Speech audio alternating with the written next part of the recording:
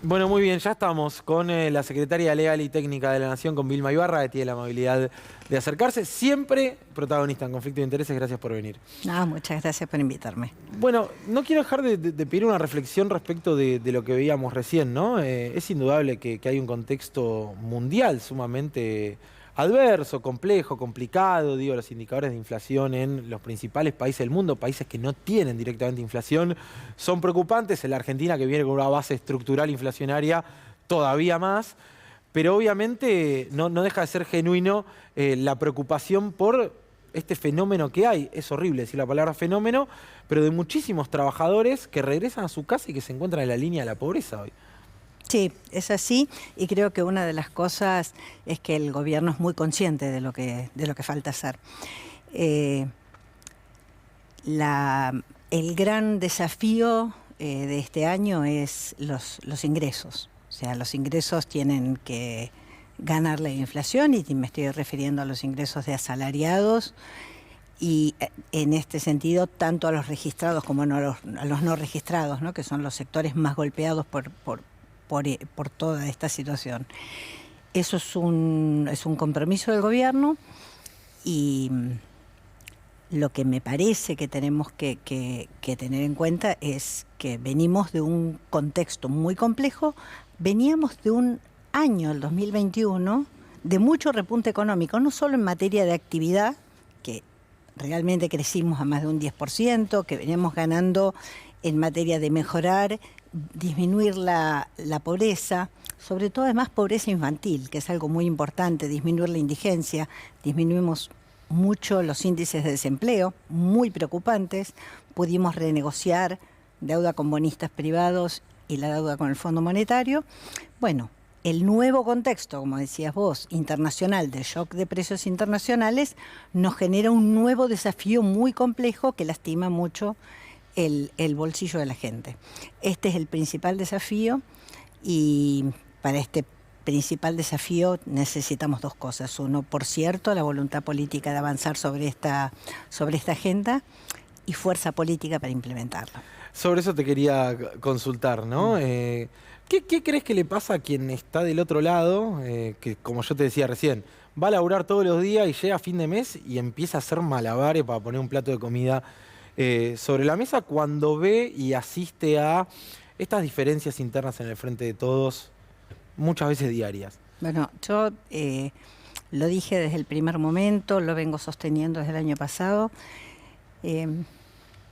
Hay algo que es el compromiso que uno asume al presentarse como una propuesta electoral ante la ciudadanía. Y nosotros tuvimos dos compromisos muy grandes. Digo, nosotros como Frente de Todos, yo no fui de las que armó el Frente de Todos. Yo fui convocada al gobierno, pero quienes armaron el Frente de Todos, quienes generaron esta esperanza, esta ilusión, esta propuesta, tenían dos cosas en mira que son centrales. Una, cerrar la etapa de las políticas neoliberales en la Argentina. Tarifazos, ajustes, debilitamiento del Estado, sobreendeudamiento en dólares, pobreza, indigencia.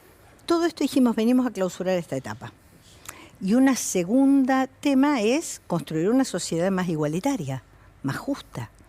Yo creo que son dos compromisos que tenemos que cumplir. Tuvimos contextos muy adversos, pandemia, y ahora el shock de precios internacionales por la invasión de Rusia en Ucrania. Ahora, nosotros lo que tenemos que tener es un frente unido por dos motivos. Uno, porque no tenemos ninguna posibilidad sin fuerza política de poder llevar adelante medidas donde tenemos... Grandes discusiones. Pero además medidas donde tenemos factores de poder muy importantes que se oponen. Vos, cuando mostrás la ganancia empresarial cómo sube, cuando estás mostrando los poderes fácticos, era lo mismo a lo que se refería la vicepresidenta Cristina, que dice, estos son poderes muy importantes y que no quieren perder esa rentabilidad. Para aquellas fuerzas políticas que venimos a poner en disputa esa forma de distribución, lo que no podemos es debilitarnos. No tenemos ninguna posibilidad de dar estas batallas debilitados internamente. Y yo creo que lo que nos ve la ciudadanía esa a la que le prometimos que veníamos a dar esas batallas, es que así, debilitados y peleándonos, no hay ninguna posibilidad. Pero infiero que estás diciendo que el Frente de Todos se debilitó en este último tiempo. Bueno, a ver, no tengo ninguna duda de que el Frente de Todos así, en un debate continuo interno, tiene menores posibilidades de llevar adelante políticas exitosas. ¿Y cómo se Nosotros sale necesitamos adelante? poder político. Bueno, el primer punto es bajar la tensión interna. Por eso yo digo, no suman las críticas internas, públicas, pedidos de renuncias, pedidos de cambio. Yo, de todo eso, a mí no me vas a escuchar plantear eso. Yo creo que hay que saldar las miradas diversas internas, las tenemos. Se expresó en las últimas votaciones en el Congreso con el tema del acuerdo con el fondo. Yo creo que nada puede poner en crisis ni la unidad ni la autoridad presidencial. Son dos cosas centrales en un país presidencialista para poder salir adelante. Nosotros tenemos un gobierno de coalición y esta coalición tiene que dar sus debates en forma constructiva adentro de su coalición, tiene que saldar esas miradas, ¿Pero crees porque que alguien además duda del poder presidencial? no veníamos de un periodo donde todo venía para abajo. 2021 fue un año de crecimiento, fue un año de disminuir el desempleo, fue un año de disminuir la pobreza y la indigencia. Entonces, nos viene un shock internacional de precios por una situación externa que nosotros no generamos. O sea, tenemos que estar unidos y podemos debatir y resolver diferencias. Ninguna diferencia es tan importante como para poner en crisis una herramienta política con la cual le prometimos a la sociedad que íbamos a sacar el tema adelante. Entonces, yo creo que esto es central para dar cualquier batalla. Ahora, en el gobierno somos muy conscientes de lo que falta, de las dificultades enormes que tiene la gente con la inflación, con el aumento de precios y un salario que va quedando atrás. Vamos, y es un compromiso, que este año le ganen los salarios a la inflación. Necesitamos dedicarnos a gobernar. No podemos estar un mes discutiendo situaciones internas en términos públicos y acusaciones cruzadas. O sea, yo de mi parte no lo esperen, no lo voy a hacer. Creo que tenemos un compromiso y que lo tenemos que cumplir. Ahora, y tenemos que gobernar para eso. El propio ministro de Economía hace unos días nada más dijo, bueno, quienes no estén alineados, nosotros vamos a continuar con el programa económico con aquellos funcionarios que estén alineados y que crean en el proyecto económico. Bueno, a ver, vamos, es como todas las cosas, se escucha, se interpreta en clave de interna o se interpreta en base de gestión. Yo de verdad creo que cuando uno implementa políticas tiene que tener funcionarios que las lleven adelante. Esto es casi una obviedad, digamos. Es como cuando uno hace un proyecto de ley y tenés un bloque, necesitas que tu bloque te acompañe. Muy bien. Ahora, cuando estas cosas no pasan, tenemos que saldar esas discusiones.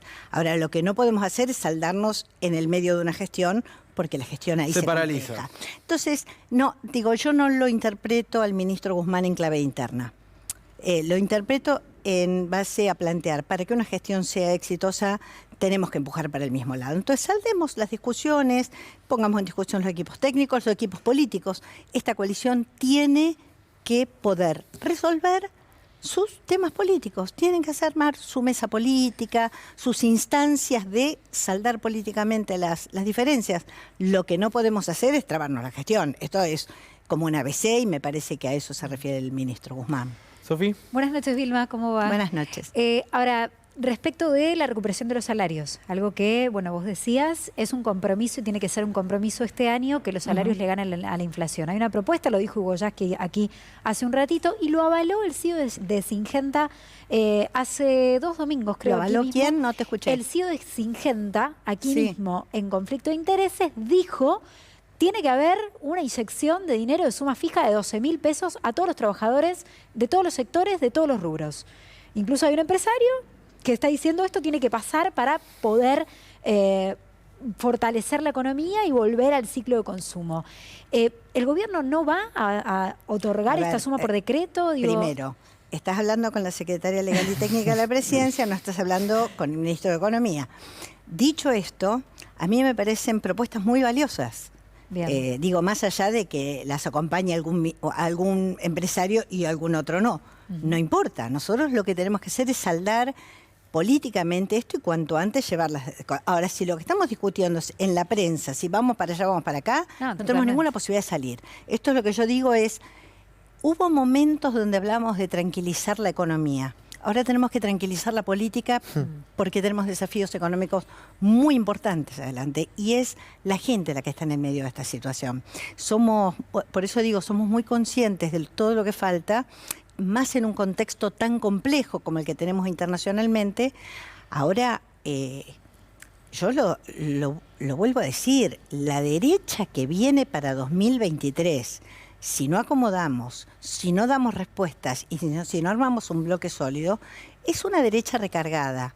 Es una derecha que viene no solamente por nuestros derechos, viene por el Estado, viene para debilitar las herramientas del Estado, viene para dejar un Estado débil que no puede intervenir y que esas ganancias que marcaban suban más las de los empresarios y quede mucho más vulnerable el sector trabajador, el sector que todos los días tiene que ir a llevar el pan a su casa. Entonces, el primero es saber por qué estamos juntos.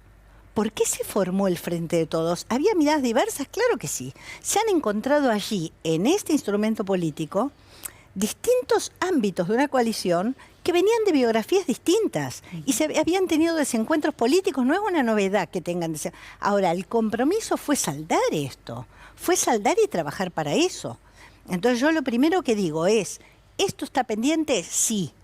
¿El gobierno es consciente de lo que falta? Pero claro que sí. Digo, yo hablo mucho con Cecilia Todesca, ¿no? Una de las personas a quien yo le tengo, es una de mis mayores referentes en estos temas, y ella siempre dice, para toda decisión económica uno tiene que tener fortaleza. Porque esos poderes fácticos a los que se refería Cristina juegan todos los días, juegan en la bolsa, juegan en el valor del dólar, juegan en el financiamiento, en los medios de comunicación. Entonces, tenemos que tener fortaleza política. Entonces, otra vez más, tenemos que tranquilizar la política para poder llevar adelante esas políticas que muy valiosas pueden ser las propuestas. Puede haber otras, pueden sumar esa y otras más, pero digo, esto lo tenemos que saldar. Estamos en esa fuerza política que viene a oponerse a que la sociedad sea cada vez más desigual. Andy. Vilma, escuchaba una entrevista que diste en la semana y decías algo así como si no damos respuesta en 2023 nos vamos. También charlábamos esta semana en la radio, en Radio 10 con Agustín Rossi, decía si el Frente de Todos va dividido en distintas opciones electorales en 2023 podemos perder en primera vuelta. ¿Es este el escenario que están barajando? De que si el Frente de Todos no acomoda la política, realmente tiene muy pocas chances electorales. Yo quiero decir algo.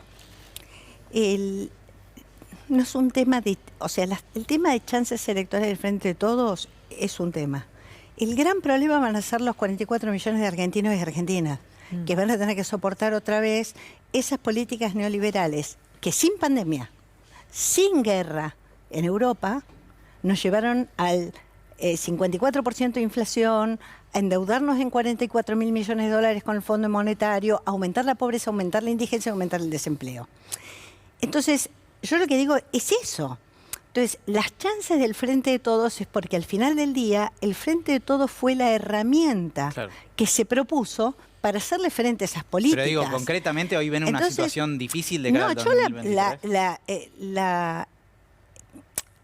El escenario que veo es para tener chances de que el Frente de Todos pueda tener una buena performance y por lo tanto no se asienten esas políticas neoliberales, primero tenemos que cumplir los compromisos, tenemos que mejorar el ingreso, tenemos que lograr dejar una sociedad un poco más justa de la que encontramos y tenemos que tener una perspectiva, tenemos que estar unidos y tenemos que demostrar que somos capaces.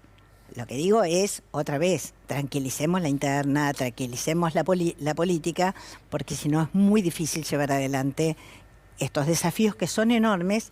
Y otra vez, en definitiva, quienes pagan son los 44 millones de argentinos y argentinas, no es un dirigente o una dirigenta. La última es de Ariel Sack. La saco un poco de la agenda del Frente de Todos hacia adentro para preguntarle un poco por cuestiones institucionales que están por ocurrir en la República Argentina en las próximas horas. La pregunta que le quiero hacer es cómo ve el gobierno o cómo ve usted, si quiere, desde la Secretaría de Legal y Técnica, lo que va a ocurrir mañana cuando, si se cumple con lo previsto, el presidente de la Corte Suprema, Horacio Rosati, va a asumir como presidente del Consejo de la Magistratura después de un fallo que él mismo junto con otros jueces firmó. A ver, yo voy a hablar por mí, porque de verdad tampoco soy ministra de Justicia, pero doy mi opinión. Para mí es uno de los fallos más graves,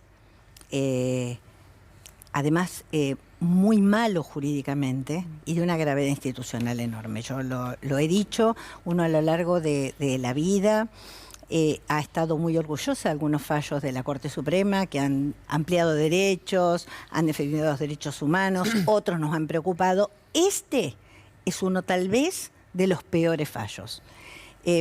Para recordar, no hacerlo técnico, sino para que se pueda entender. Hace 16 años viene funcionando un Consejo de la Magistratura. Que hubo gente que fue a cuestionar la constitucionalidad de su organización y su constitución. La Corte Suprema tuvo 4 años ese expediente para resolver y no lo tocó. En diciembre, después de 4 años de tenerlo dormido, dijo, esto es totalmente inconstitucional. Hay que este Consejo de Magistratura no puede seguir más. Si en 120 días no dictan una ley, es todo nulo y vuelve a hacer revivir una ley de 1998, creo. La ley de la época de Menem. En esa ley, oh casualidad, el presidente de la Corte Suprema tiene que presidir el Consejo. Ahora, 2 o 3 cosas. ¿En qué se basan para decir que es inconstitucional? Hacen una división que teóricamente, conceptualmente, es francamente inaceptable. Dicen, hay estamentos políticos que son los designados por el Poder Ejecutivo y por los diputados y senadores. Y hay estamentos no políticos, que son los que eligen los abogados, los jueces. Ahora, una cosa increíble.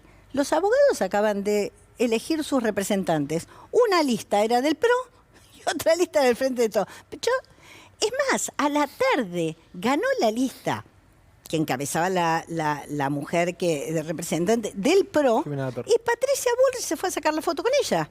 Y dijo, ganamos. Estos son los representantes supuestamente técnicos de los cuales habla la Corte, es decir, están los políticos y los no políticos. Para tomar dimensión de del poco sustento, pero hasta desde el punto de vista teórico, pensar que gente que se elige por elecciones de abogados, de jueces, no es político. Mire, si no fueran políticos, se elegirían por concurso, oposición y antecedentes. es claramente político, se eligen por elecciones. Un último punto. Ese fallo no declara toda inconstitucional la ley. Declara donde se organiza, declara varios artículos de la ley inconstitucionales. Y por ahí declaran inconstitucional un artículo de la ley donde dice que el Consejo de la Magistratura elegirá por mayoría absoluta de sus miembros a su presidente. Explíquenme por qué es inconstitucional eso. Pero no hay en todos los considerandos del fallo de la Corte un argumento para explicar por qué sería inconstitucional que por mayoría absoluta de sus miembros el Consejo Pero eso lo metieron en el medio, lo declaró inconstitucional y ahora viene el presidente de la Corte a asumir como presidente. Para finalizar este tema, en el mismo fallo la Corte dijo, se tiene que armar el nuevo Consejo, si no se dicta una nueva ley, no se dictó todavía una nueva ley, el nuevo Consejo dice los nuevos miembros tienen que iniciar su mandato en forma conjunta y simultánea. No están elegidos todavía todos los nuevos miembros, motivo por el cual da la impresión de que la Corte va a incumplir su propio fallo. Mañana. No asumirían, si asume el presidente de la Corte mañana, no asumirían en forma conjunta y simultánea. Clarísimo. Entonces, para terminar, simplemente el Poder Ejecutivo hizo lo que debía hacer. En diciembre envió su proyecto de ley, llamó a extraordinarias y puso en el temario de extraordinarias para que se tratara el tema. Vilma, muchísimas gracias. Como No, siempre. al revés, un gusto Hasta la haber hablado próxima. con ustedes. Vilma Ibarra, acá en Conflicto de Intereses, muchos títulos ha dejado la Secretaría Legal y